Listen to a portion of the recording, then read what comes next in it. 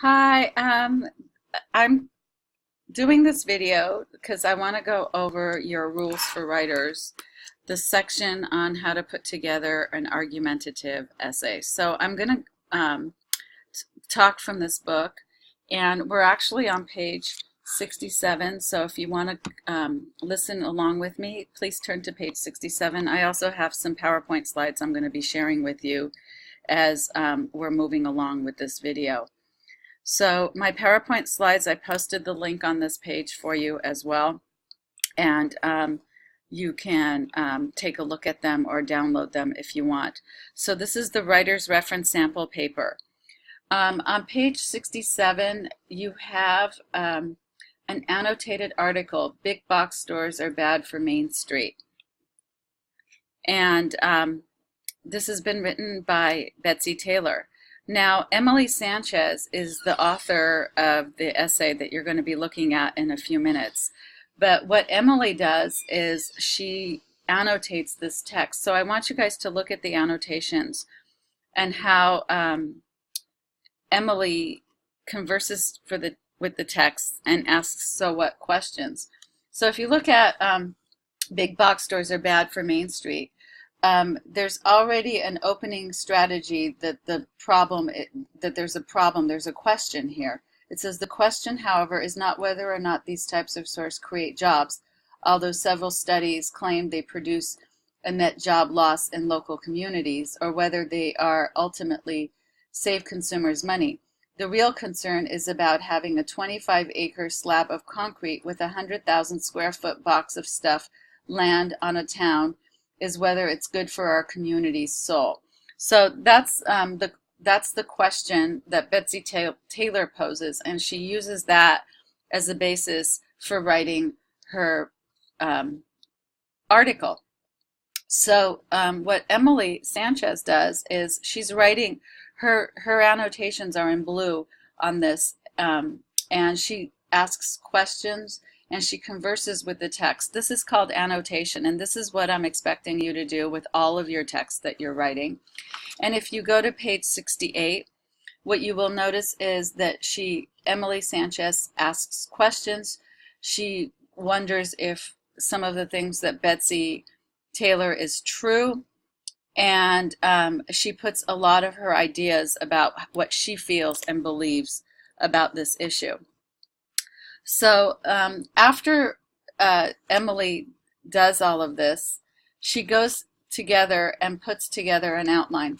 So there's an outline on page 71 in your book.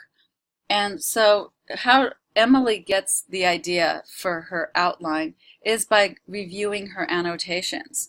And she incorporates the annotations, conversations to the text, and the so what questions in her analysis.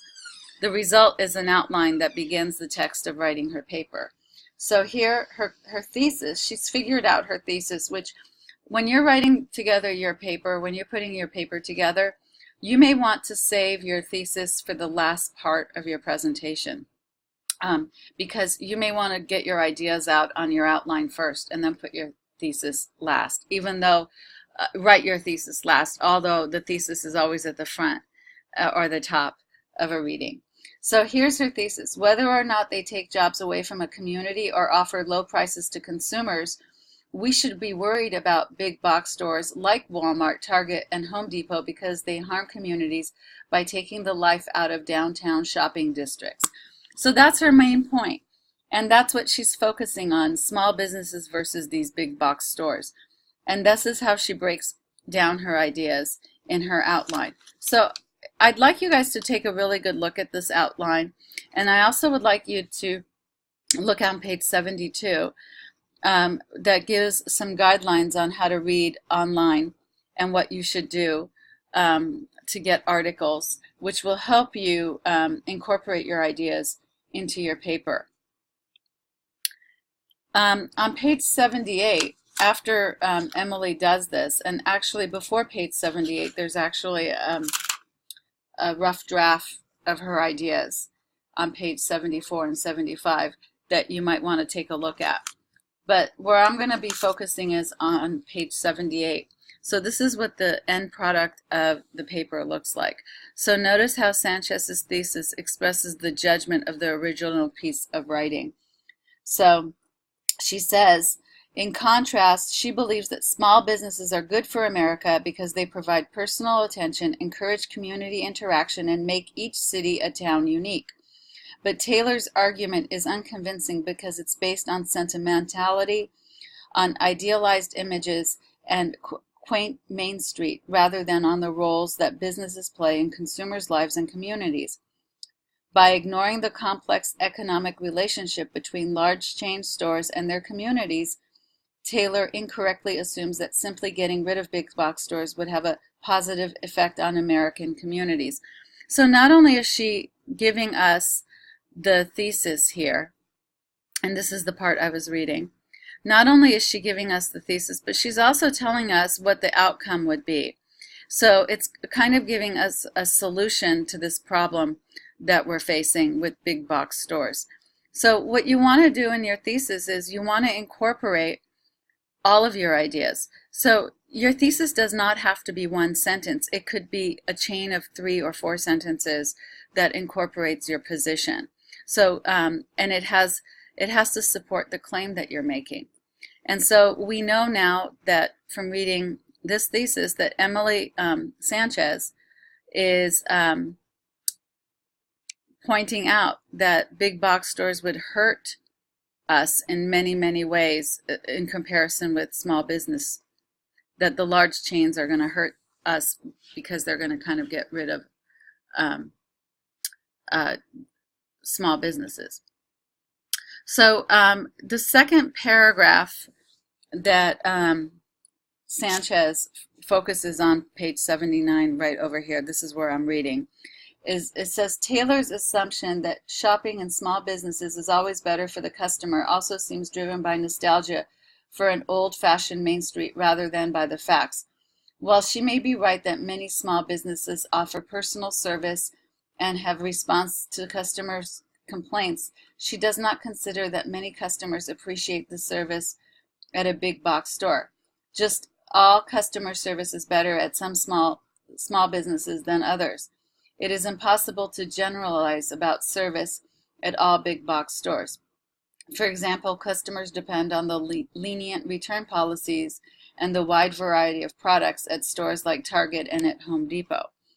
So here, if you look at that example, if you go back to her thesis, which she says, by ignoring the complex economic relationship between large chain stores and their communities, Taylor incorrectly assumes that simply getting rid of big box stores would have a positive effect on America's communities.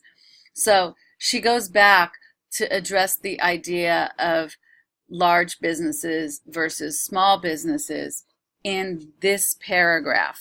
So one of the points that she's trying to say is that large businesses offer a lenient return policy that small businesses can't offer. So that's something that she talks about. Notice that she doesn't talk about her own personal experience with going into these big box stores, that she was a shopper at Walmart and that it was easy for her to return something. She focuses purely on the experiences for the overall well-being of everyone at large. And another thing that I want to point out is the conclusion that Sanchez makes. Taylor may be right that some big box stores have a negative impact on communities and the small businesses offer certain advantages, but she ignores the economic conditions that support big box stores as well as the fact that Main Street was in decline before the big box stores arrived. Getting rid of big box stores will not bring back a simpler America populated with thriving, unique Main Streets. In reality, Main Street will not survive if consumers cannot afford to shop there. So she doesn't attack the author. She doesn't say anything personal about the author, but she focuses mainly on how the impact of what the author said would incorporate a large group of people or have some kind of effect. And then she also has the works cited page at the bottom. So your paper must be treated as part of the process which begins with annotating a text properly. One of the most important ingredients to writing a paper, making an outline, and establishing a strong thesis. When you put your ideas together, you form strong paper that will be worth reading. So what you want to do is you want to really annotate your reading selection. And last week, all of you did the debate. You participated in a debate, and that debate prompted you to be thinking about particular issues and particular ideas.